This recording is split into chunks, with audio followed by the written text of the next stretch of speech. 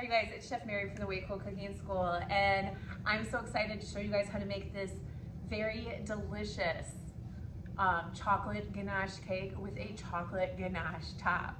This is definitely a chocolate lover's dream. This is part of our Italian dinner date night for Valentine's Day. As you can see, I got my pasta made, I got my sauce simmering, and my water is just about ready to boil for that part of the dinner. And so I want to make sure these cakes are delicious and ready to go for dessert. And so I'm going to do that now while my sauce is just kind of hanging out and simmering, ready to go. So what I've got here is I've got a ½ cup of chocolate chips and a ½ cup of butter, or 4 tablespoons. A quarter cup of butter, 4 tablespoons of butter, ½ cup of chocolate chips. And what I've done is I've just taken, I've microwaved the butter and chocolate chips together in a microwave safe bowl. You got a super duper microwave. I think the watt on here is like 1250. So that took me about 40 seconds. The butter was nice and melted and bubbly. And then I just took a regular tablespoon from the silverware drawer and I stirred it up until it's nice and smooth, okay? So what I'm gonna do is we're gonna start with this as our base.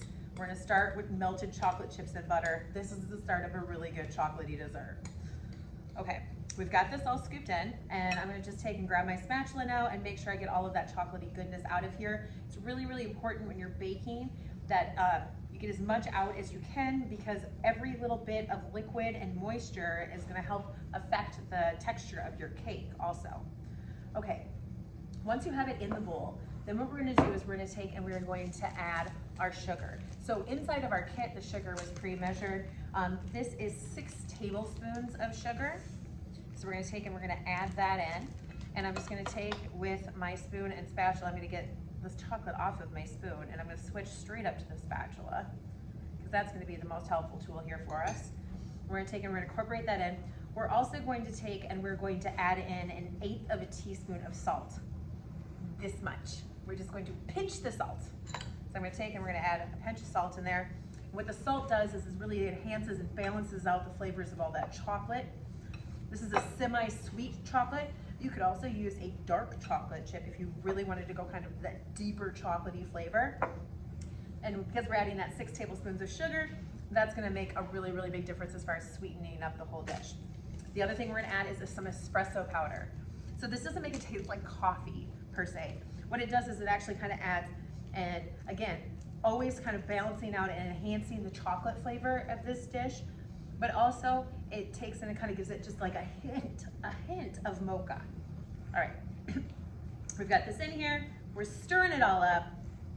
Okay, so now that we got our chocolate base, and at this point, even if your butter was super, super hot when it came out of the microwave, like boiling hot, it is cooled up enough by now. You can touch the bottom of your bowl so that it's not going to be too hot to cook these eggs. We're gonna add 2 eggs into this mixture. So I'm just gonna crack them into this little side bowl here. Make sure that I don't get any shells into that. And then for this, we're going to beat these eggs into this mixture. So you can use your spatula, or this is where you wanna grab perhaps a whisk. And we're gonna take, and I'm gonna really make sure that these get mixed in really, really well. The egg is gonna provide the lift for this cake. This is a flourless cake, so there is no flour in here, which means, well, we got plenty of flour in our pasta, but this is a delicious gluten-free treat that you can make also. Mixing all of that in. As I'm beating it with a whisk, I'm also adding air to it. So you can see it's turning paler, chocolatey color. There we go. And last but definitely not least, we're gonna add another layer of chocolate. We're gonna add some cocoa powder to this. So we're gonna set that spatula off to the side for just a moment. We're gonna take and we're going to add in 1/4 of a cup of cocoa powder. So throw that in there. And we're gonna stir that up. We add the cocoa powder last because cocoa powder is really kind of hard to incorporate. And by having all of those other moisture, the egg, and all of that in there, it's really, really gonna help mix it in. Now, an optional addition to this would be a little bit of vanilla. So if you wanna have a hint of vanilla in there, you can add some pure vanilla extract in there, but it's optional. You don't need to add the vanilla in. The other thing that you could add in here is if you wanna give it a little bit of heat to balance out that chocolate, you could add probably 1/8 of a teaspoon of cayenne pepper and give it a little bit of heated chocolate too. And then finally, the last addition, I would say is that if you want just like a kind of a chocolate truffle flavor, you could add in about a tablespoon of like chocolate liqueur, and that would help add just more flavor to what we're doing. I've got a baking sheet here with 2 pans ready to go. These little baking dishes were included in your kit. And we're gonna take and we're just gonna divide out this batter between these 2 pans. Now, because these are bakeable paperware pans, they're already pre-coated, kind of like a nonstick pan. So you do not have to pan them. It's a lot of pans and pams. You do not need to pan them, but what we do want to make sure we do is that we're going to keep all of that batter inside of that little pan. I'm eyeballing it here. You could also take a tablespoon or a scoop and measure that out if you want to. Then I'm going to go back to my trusty regular tablespoon, and I'm going to just take it, I'm going to gently rotate the pan and level these out. Because they are flourless and the only thing that's causing them to lift is the egg, there's no baking powder, no baking soda, it turns into a nice, dense, fudgy, delicious cake. And so these are probably just under 3/4 of the way full as far as the pans. The other little thing I like to do is I just like to kind of lift them up and drop them onto my baking sheet, just to kind of get any of the air bubbles to kind of come to the top. And then we're gonna pop these into our preheated 370-degree oven for about 15 minutes. Now, science-wise, if you got a thermometer, we're looking for a temperature of 200 degrees. But what's gonna happen is as you bake them, when it gets to kind of like that 12, 13, 14, 15-minute mark in your oven, is you're gonna notice that it kind of creates a little bit of like a shell on top. It might even start to crack just a little bit. As with all cakes, it's gonna start to gently kind of pull away from the sides of the pan, and then that's when you know to pull it. But if you would like to use a thermometer, you're looking for 200 degrees in the center of your cake to ensure that that is finished. Because this is a very fudgy cake, you can put the toothpick in, and you wanna make sure that it's not wet as far as the toothpick test goes, but know that this is a dense, fudgier cake. Okay, we're gonna pop these into the oven, and then when we get back, we're gonna coat them with our super 2-ingredient chocolate ganache icing. We're gonna put this whole meal together for you, and we're gonna have a delicious Italian dinner. Tutto bene. Well, friends, we have made our homemade pappardelle pasta with our drunken noodle sauce, and now it is time to finish with dessert. While our dessert is ready here, we've cooked them for about 15 minutes in our preheated 375-degree oven.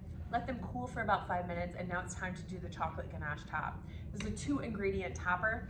We're gonna use a 1/2 cup of semi-sweet chocolate chips and a 1/4 cup of heated heavy cream.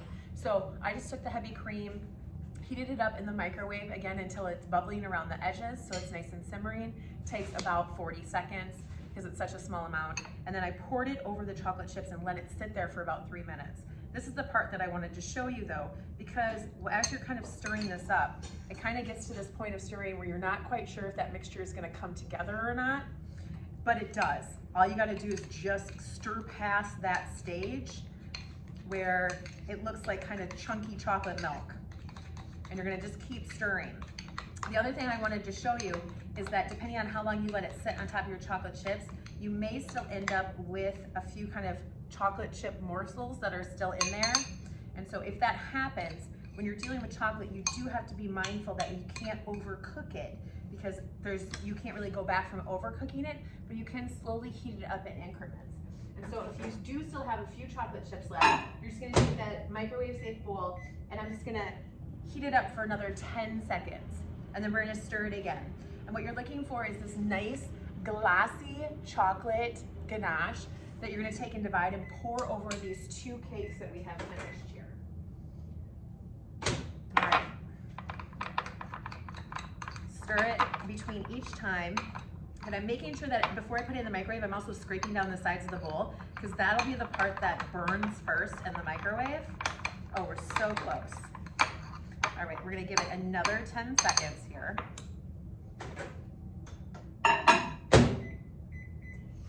If for some reason that your chocolate chips would get too hot in the microwave, Unfortunately, you kind of have to step back from that because you can't really bring them back with more cream or more butter once they kind of, and you'll be able to smell it right away.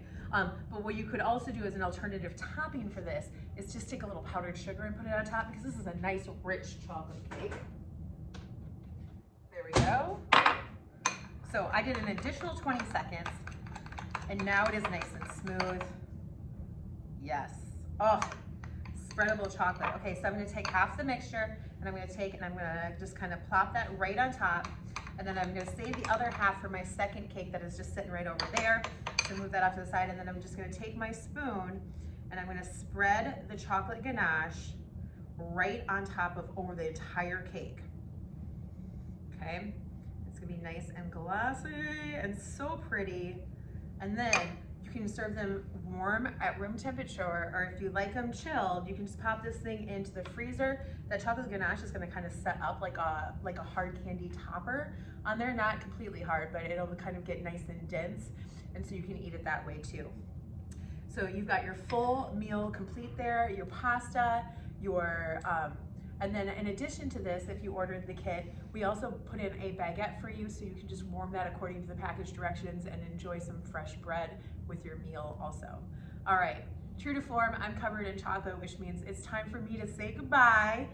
Thank you guys so much for watching. Happy Valentine's Day to all of you, and to see more cool recipes like this, make sure that you like and subscribe to us here on our YouTube page. Check us out at waycoolcookingschool.com for more fun recipes.